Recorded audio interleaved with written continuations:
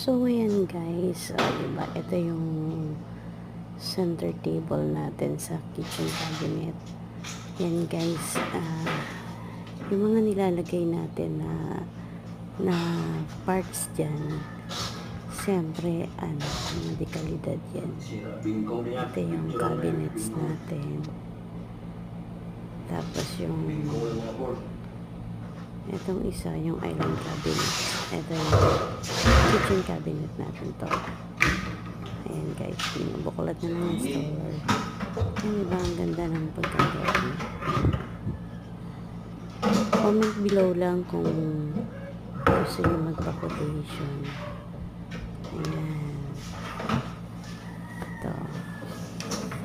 Ganda ng board natin. Glossy white yung board natin.